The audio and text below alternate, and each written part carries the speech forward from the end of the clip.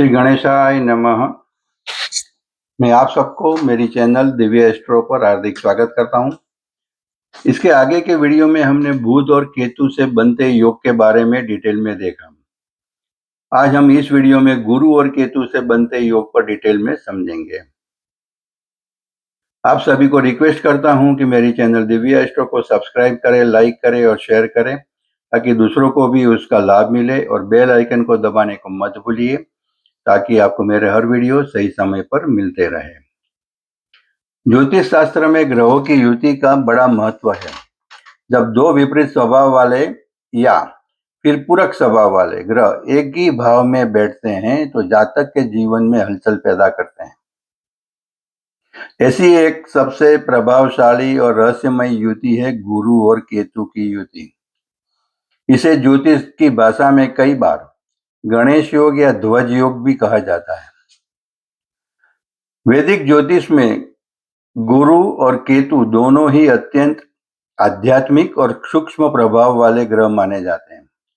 यह युति कई बार व्यक्ति को अत्यंत आध्यात्मिक बना देती है तो कई बार भ्रम, असंतुलन और जीवन में दिशा की कमी भी ला सकती है। आइए विस्तार से समझते हैं कि यह युति आपके जीवन, राशि और भावों पर क्या प्रभाव डाल सकती है। गुरु और केतु दोनों ही आध्यात्मिक ग्रह हैं, लेकिन इनकी प्रकृति अलग अलग है। इस युति को समझने के लिए पहले दोनों ग्रहों के स्वभाव को समझना जरूरी है। गुरु मतलब विस्तार, ज्ञान, धर्म, संतान, धन, गुरु कृपा और सौभाग्य का कारक है। आशीर्वाद और सकारात्मकता का प्रतीक है। यह आकाश तत्व के स्वामी है और जीवन में सकारात्मकता और वृद्धि लाते हैं।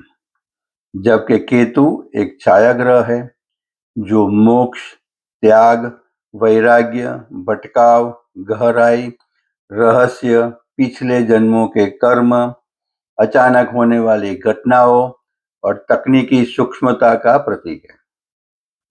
केतु को धड़ माना जाता है, जिसके पास दिमाग नहीं, सिर्फ अंतर्ज्ञान, इंट्यूजन है। जब ये दोनों ग्रह एक साथ युति में आते हैं तो यह एक विशेष प्रकार की ऊर्जा उत्पन्न करते हैं जिसे समझना आसान नहीं होता। गुरु ज्ञान का सागर है और केतु उस सागर की गहराई।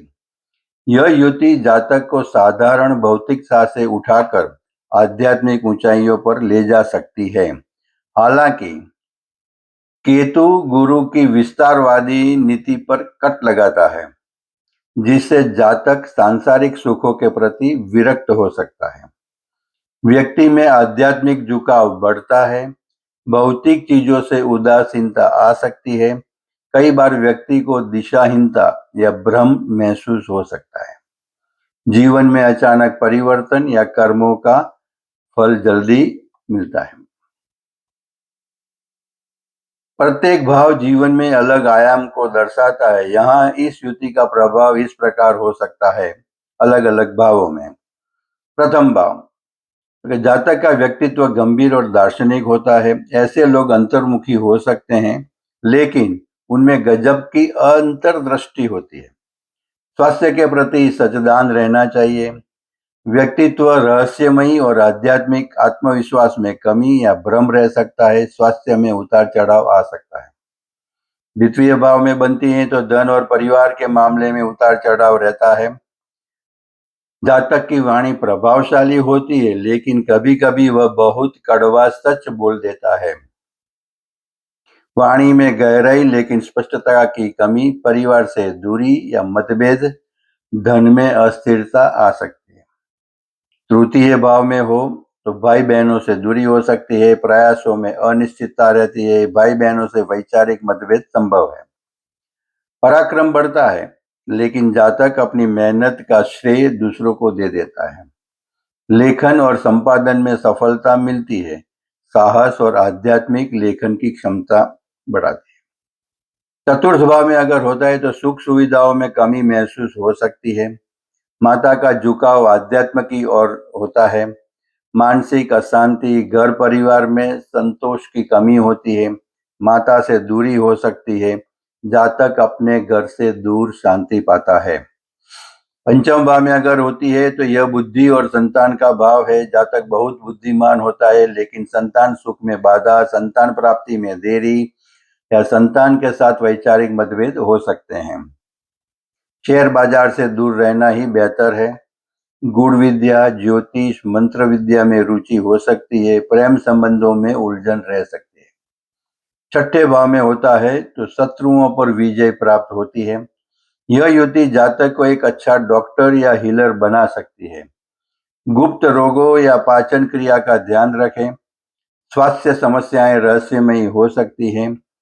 कोर्ट कचहरी मामलों में उलझन रह सकती है।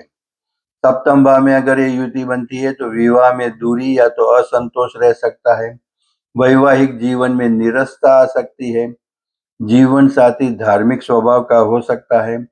साझेदारी में धोखा मिल सकता है। साझेदारी के व्यवसाय में सावधानी बरतनी चाहिए। अष्टम भाव में अगर युति होती है तो यह केतु के लिए अनुकूल भाव है।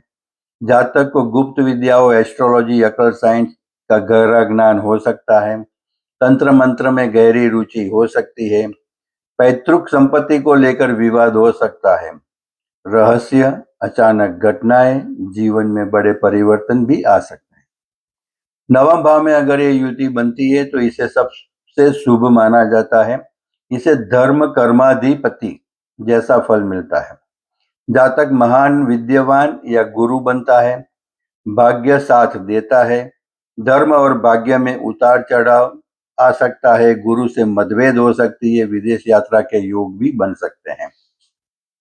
दसम भाव में अगर बनती है तो करियर में अस्थिरता, करियर में स्थिरता आने में समय लगता है।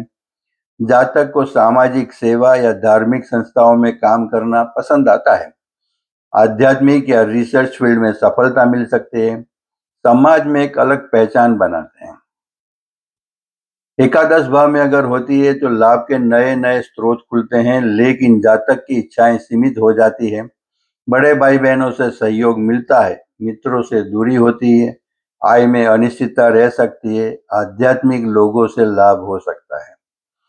द्वादश भाव में अगर बनती है तो मोक्ष की ओर झुकाव ज्यादा हो सकता है। यह मोक्ष का द्वार है, जहां गुरु केतु जातक को पूर्णतः आध्यात्मिक की ओर मोड़ देते हैं। लंबी विदेश यात्राओं के लोग बनते हैं। विदेश में रहना और खर्च अधिक हो सकते हैं। विभिन्न राशियों में प्रभाव देखते हैं तो राशि का तत्व इस युति के फल को पूरी तरह बदल देता है। अग्नि तत्व में अगर बनती है मेष, सिंह और धनु राशि में तो जातक आध्यात्मिक हो सकता है। धर्म के प्रति बहुत कट्टर और ऊर्जावान होता है। नेतृत्व क्षमता गजब की होती है। अहंकार और भ्रम का टकराव भी होता है। पृथ्वी तत्व में बनती है वृषभ, कन्या और मकर में तो यहाँ यह युति व्यवहारिक ज्ञान और आर्थिक स्थिरता देने के लिए संघर्ष करती है। व्यवहारिकता और वैराग्य का संघर्ष होता है। जातक को अपनी मेहनत का फल देर से मिलता है। धन और करियर में उतार चढ़ाव आ सकता है। स्थिरता पाने में समय लगता है। वायु तत्व में अगर बनती है मिथुन, तुला और कुंभ में तो जातक एक महान विचारक, दार्शनिक या लेखक बन सकता है। मानसिक द्वंद्व अधिक रहता है। विचारों में भ्रम, शोध, लेखन और ज्ञान में रुचि रहती है। सामाजिक जीवन में दूरी आ सकती है। जल तत्व में अगर बनती हैं तो कर्क, वृश्चिक और मीन में तो यह सबसे शुभ स्थिति है। यहाँ केतु और गुरु दोनों सहज महसूस करते हैं। जातक में गजब की हीलिंग पावर और दया भाव होता है। आध्यात्मिक भावुकता, गहरी आध्यात्मिकता अनुभूति और रहस्यमयी अनुभव होते हैं। अगर लग्नों के हिसाब से देखें तो मेष और वृश्चिक लग्न जो मंगल प्रधान है, यहाँ युति साहस और धार्मिक कार्यों में ऊर्जा प्रदान करती है। आध्यात्मिक खोज अधिक होती है। करियर में उतार चढ़ाव आ सकता है। गुण ज्ञान में महारत और जीवन में बड़े परिवर्तन आ सकते हैं। वृषभ और तुला शुक्र प्रधान राशियों में होता है तो जातक भौतिक और आध्यात्मिक सुखों के बीच झूलता रहता है। अक्सर भ्रम की स्थिति रहती है। धन में अस्थिरता रहती है। परिवार में दूरी, रिश्तों में दूरी और आध्यात्मिक संतुलन की खोज रहती है। मिथुन और कन्या बुध प्रधान राशियों में होती है तो जातक अपनी बुद्धि का उपयोग रिसर्च और गहन शोध में करता है। मानसिक भ्रम अधिक रहता है। आध्यात्मिक ज्ञान में रुचि रहती है। विश्लेषण क्षमता मतलब एनालिसिस पावर काफी बढ़िया होता है। मानसिक तनाव भी रहता है। कर्क राशि में होती है तो यहाँ गुरु उच्च का होता है। यह युति राजयोग के समान फल देती है।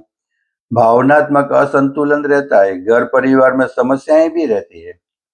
सिंह राशि में बनती है तो जातक को मान सम्मान और प्रसिद्धि मिलती है, लेकिन अहंकार से बचना चाहिए। अहंकार और वैराग्य का संघर्ष रहता है और नेतृत्व में भ्रम क्रिएट होता है।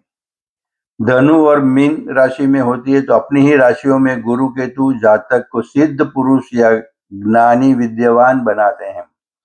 गुरु का प्रभाव अधिक, धार्मिक झुकाव ज्यादा रहता है, आध्यात्मिक ज्यादा रहती है, भौतिक जीवन से दूरी रहते हैं। मकर और कुंभ शनि प्रधान राशियों में होती है तो यहाँ केतु जातक को वैराग्य की ओर धकेलता है। कैरियर में बाधाएं होती है, धीरे धीरे सफलता मिलती है। कैरियर में बहुत मेहनत करनी पड़ती है। समाज से अलग सोच रहती है। आध्यात्मिकता में रुचि रहती है। शुभ फल अगर उसका देखे तो यदि गुरु और केतु के बीच का अंश डिग्री 5 से 15 के बीच हो और जब गुरु मजबूत हो, स्वगुरु या उच्च का शुभ भाव में हो, त्रिकोण केंद्र में स्थित हो, अन्य शुभ ग्रहों का योग हो, यह युति अगर केंद्र 1, 4, 7, 10 भाव या तो त्रिकोण 1, 5, 9 भावों में हो, जब जातक जब दान पुण्य और धर्म से जुड़ा रहता हो, व्यक्ति आध्यात्मिक मार्ग पर चलता हो, तो यह युति ध्वज योग बनकर उसे समाज में बहुत ऊपर ले जाती है। ज्ञान ध्यान साधना में सफलता, अचानक लाभ, जीवन में गहरी समझ देती है।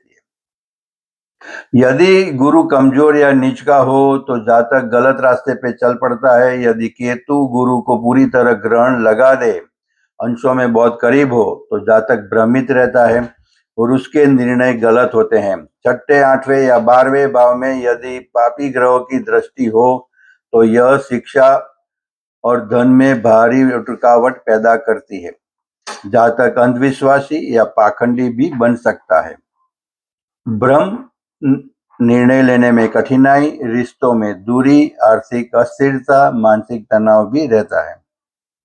नकारात्मक को दूर करने के लिए यदि गुरु केतु की युति आपके जीवन में संघर्ष पैदा करती है तो नीचे के उपाय कर सकते हैं। भगवान गणेश की आराधना करो। केतु के अधिपति देवता गणेश जी है। ओम गम गणपते नमः का जाप करें। इससे केतु की नकारात्मक शांत होती है और गुरु का शुभ फल मिलता है। गुरुओं का सम्मान करो। अपने माता पिता, शिक्षक और बुजुर्गों का सम्मान करो। केसर का तिलक कर सकते हैं। कुत्तों की सेवा केतु के लिए रोटी खिलाना रामबाण उपाय है। कुल देवता की पूजा करो। पीपल के वृक्ष की सेवा करो। तो निष्कर्ष वो है कि गुरु केतु की युति एक तलवार की धार की तरह है। गुरु केतु की एक अत्यंत गूढ़ और शक्तिशाली योग है जो व्यक्ति को या तो आध्यात्मिक ऊंचाइयों तक पहुंचा सकता है या फिर जीवन में भ्रम और अस्थिरता पैदा कर सकता है। यह पूरी तरह इस बात पर निर्भर करता है कि कुंडली में इसकी स्थिति कैसी है और व्यक्ति अपने जीवन में इसे कैसे संभालता है। यदि आप सांसारिक लालच में पड़ेंगे तो यह आपको मानसिक अशांति देगी, लेकिन यदि आप सत्य, धर्म और ईमानदारी से मार्ग पर चलेंगे तो यह युति आपको सब कुछ दे सकती है जिसकी कल्पना एक साधारण इंसान नहीं कर सकता। यह युति आपको जीवात्मा से परमात्मा तक की यात्रा करने की क्षमता रखती है। आज हम यहाँ तक देखते हैं। अगले वीडियो में हम शुक्र और केतु की युति के बारे में डिटेल में समझने की कोशिश करेंगे। अगर किसी को मेरे साथ पर्सनल कांटेक्ट करना हो, कंसल्ट करना हो तो मेरा व्हाट्सएप नंबर है +918866222122। आप सभी को फिर से रिक्वेस्ट करता हूँ कि मेरी चैनल दिव्य एस्ट्रो को सब्सक्राइब करें, लाइक करें और शेयर करें ताकि दूसरों को भी उसका लाभ मिले, और बेल आइकन को दबाने को मत भूलिए ताकि मेरे हर वीडियो सही समय पर मिलते रहें। धन्यवाद। श्री गणेशाय नमः।